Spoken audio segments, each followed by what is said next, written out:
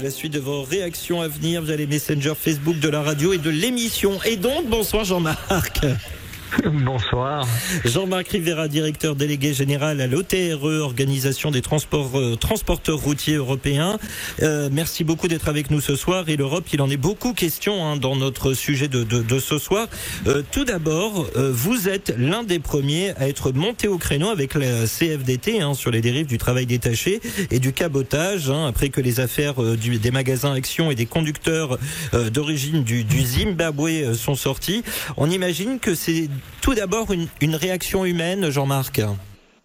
Alors c'est tout d'abord une réaction humaine.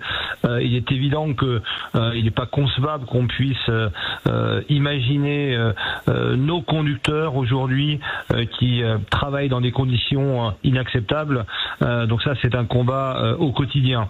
Et puis en tant que représentant de chefs d'entreprise et de PME françaises, notre combat depuis toujours a été également lié à la lutte contre toutes les dérives du dumping social qui amène également de la concurrence entre les entreprises et souvent le dumping social est à l'origine de tous ces cas.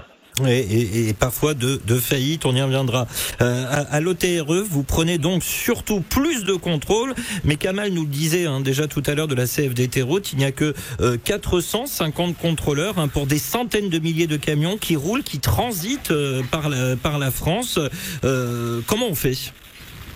Alors, le constat, nous le partageons totalement. Ce qui est déjà très important, et ça, on aime à le rappeler, nous nous sommes battus. Les organisations syndicales se sont battues, les organisations patronales se sont battues au niveau européen pour que des règles extrêmement précises et contraignantes soient mises en place. Ces règles, elles existent aujourd'hui. Elles ont été renforcées par ce qu'on appelle le paquet mobilité, qui est le règlement européen qui fixe les conditions d'exécution du transport routier. Et notamment avec un renforcement des règles du cabotage et du détachement des détachements de salariés. Mais ces règles, elles peuvent être extrêmement bonnes si elles ne sont pas contrôlées. Tout ce travail ne sert à rien. Alors oui, on fait exactement le même constat. 450 contrôleurs spécialisés dans le transport routier au niveau national. Il est évident qu'avec des effectifs pareils et même la meilleure volonté qu'ils puissent avoir, on ne peut pas contrôler efficacement ces règles. Donc ça, c'est un vrai souci pour nous. Et nous pensons pourtant qu'il y a des solutions. Bon, les solutions, on pourrait mécaniquement demander à ce que les effectifs des corps de réal soient augmentés. Nous le demandons. Mais dans le contexte budgétaire que l'on connaît actuellement, on imagine assez vite que cette demande, elle risque de mettre énormément de temps à voir le jour, et on a besoin de mesures d'urgence. Donc nous visons autre chose. Tout simplement, nous estimons que pendant des années, d'autres corps de contrôle ont été très présents sur le contrôle de nos véhicules. On pense particulièrement aux escadrons départementaux de sécurité routière, donc les gendarmes, les motards, comme on les appelle. Il y a aujourd'hui 7600 gendarmes qui sont immédiatement disponibles, qui travaillent dans ces escadrons départementaux de sécurité routière et qui depuis longtemps ont abandonné, pas par volonté, mais peut-être également par absence de volonté politique, par contre, de contrôler nos véhicules et sur les infractions essentielles, et notamment les règles du cabotage. Alors, on peut comprendre les raisons pour lesquelles pendant des années ils ont arrêté ce type de contrôle, parce que c'était extrêmement compliqué, extrêmement complexe de contrôler le cabotage. Vous parlez à des conducteurs qui volontairement ne vont pas parler ni l'anglais ni le français, vont vous présenter des documents qui ne sont pas écrits également ou en anglais ou en français. Tout ceci était très complexe. Mais le paquet mobilité a ouvert des portes nouvelles avec un équipement à bord de nos véhicules. C'est les tachygraphes nouvelle génération qui permet d'une façon automatique et très simple de contrôler ces règles. Et nous préconisons aujourd'hui que ces services-là, 7600 gendarmes immédiatement disponibles, se reconcentrent très clairement sur le contrôle du cabotage sur nos routes. Alors malheureusement, les préjugés, hein, on la vie dure aussi. Hein, nous entendons souvent parler de l'Est par-ci, de l'Est par-là. Mais à regarder de plus près, les points de départ sont bien plus proches de nous. Hein, quand on entend parler de l'Allemagne concernant ces 3 conducteurs routiers d'origine du Zimbabwe, ou encore de l'Italie en ce qui concerne le fameux dossier des magasins Action dans le département du Rhône. Finalement, personne ne semble être à l'abri. On est déjà. Alors, le Zimbabwe, c'est vraiment très particulier cette affaire, parce que d'abord, nous sommes là sur en théorie, des salariés hors Union européenne. Ça veut dire que ces gens-là, pour qu'ils puissent à un moment donné se retrouver salariés dans une entreprise, il a déjà fallu qu'on règle le problème du permis de conduire.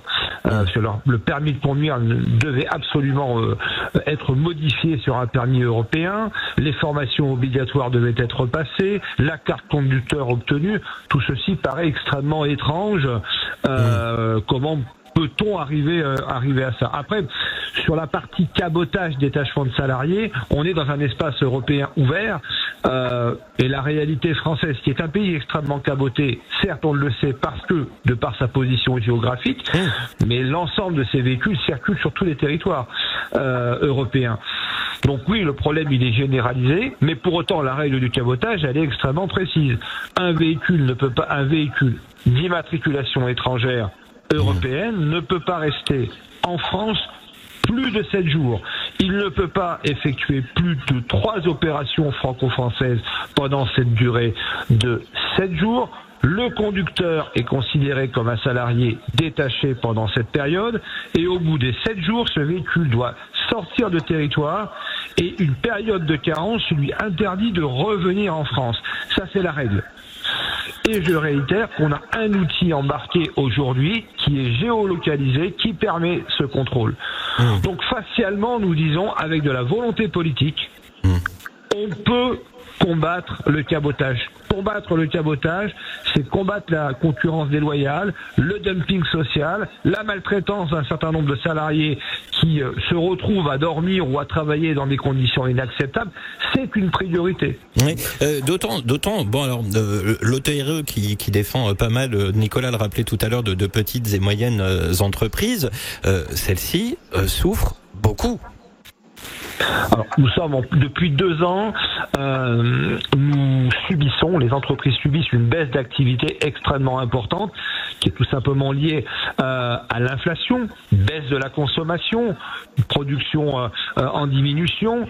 Donc déjà, nos entreprises subissent cette baisse d'activité extrêmement forte. Des négociations commerciales avec les clients extrêmement complexes pour essayer de répercuter des surcoûts que les entreprises peuvent subir, comme les citoyens subissent également des surcoûts, par exemple liés à l'énergie. Imaginez bien que quand vous êtes confronté à des entreprises qui pratiquent le dumping social en utilisant et en transgressant les règles européennes qui devraient s'appliquer à elles, tout simplement parce qu'elles vont chercher du salarié à bas coût, bien évidemment que pour nous c'est une priorité de combat. On ne peut pas accepter ça. On détruit l'emploi, on détruit nos entreprises françaises et on vient nous attaquer sur un marché franco-français qui est à peu près aujourd'hui le seul marché encore accessible aux entreprises françaises. Nous avons quasiment perdu le marché à l'international. Il disait à bas coût, hein, c'est pas la capitale de l'Azerbaïdjan, hein, c'est à bas prix, hein, évidemment. On essaie de mettre une petite pointe d'humour quand même. Nicolas, tu voulais réagir? Et alors donc il y aurait une solution, mais j'imagine, Jean-Marc, que vous l'avez essayé de la défendre auprès des gouvernements successifs, on va dire, parce que ça aussi c'est un petit problème, c'est qu'il y a beaucoup de gouvernements en ce moment. Oui. Enfin en France, hein, j'entends bien sûr. D'ailleurs, c'est qui notre Premier ministre? Voilà, c'est ça. Donc qu'est-ce qui vous est répondu par rapport à cette idée de solliciter les forces de l'ordre? Alors, effectivement, nous ne sommes vraiment pas dans une période idéale. 4 ministres des Transports en moins d'1 an pour faire avancer des dossiers. Comprenez effectivement que c'est extrêmement compliqué. Sur ce type de dossier-là, je pense qu'on peut effectivement avancer. Je suis absolument convaincu que la direction générale de la gendarmerie a bien identifié cette priorité-là. Il faut maintenant simplement enclencher cette volonté. Il faut remettre également ces gendarmes, faut former de nouveau correctement ces gendarmes à la réglementation sur le transport routier. Et après, il faut effectivement cette volonté de retourner sur le terrain pour contrôler le cabotage et le détachement. Mais il y a une autre question, enfin pour y aller un peu franco. Alors c'est peut-être un peu propos de comptoir, mais est-ce que c'est pas aussi tout simplement que finalement en Europe on lâche un peu l'affaire et on dit bon allez, on laisse aux pays de l'Est, parce que on en a débattu, mais globalement, il y a quand même beaucoup d'entreprises des pays de l'Est qui pratiquent des irrégularités dans le cabotage, etc., dans les pays occidentaux. Est-ce que c'est pas une manière de dire bon allez, on leur laisse le transport routier et puis comme ça, voilà, ça fait de l'activité dans les pays de l'Est et puis après tout, c'est comme ça, c'est un peu la loi du marché. Je ne le pense pas du tout. Je ne le pense pas du tout parce que l'État français, et on peut au moins souligner ce poids-là, a été à la pointe du combat lorsqu'il a fallu négocier ce fameux paquet mobilité. Le gouvernement français de l'époque a été à l'origine de ce qu'on a appelé l'Alliance pour le routier. Il a été chercher d'autres pays européens, principalement des pays de l'Europe de l'Ouest, pour défendre bec et ongle cette volonté d'un paquet mobilité extrêmement fort, avec des règles durcies, là où beaucoup de pays de l'Est souhaitaient le contraire. On ne peut pas avoir eu cette volonté-là pour, au moment où les règles deviennent applicables, y renoncer. Non, je suis absolument convaincu du contraire. Très clairement, absolument convaincu du contraire. Oui, d'autant que même la France s'est battue même contre d'autres pays d'Europe occidentale,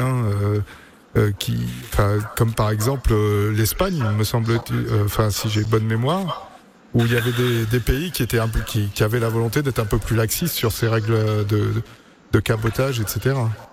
Tout à fait. Et puis bon, le transport routier aujourd'hui, il est essentiel pour la circulation des marchandises. Tout le monde le sait, même si dans nos réflexions, on travaille énormément sur ce qu'on appelle le report modal. On sait de toute façon que sans la route et sans les poids lourds, on aurait les plus grandes difficultés à faire fonctionner l'économie de ce pays-là.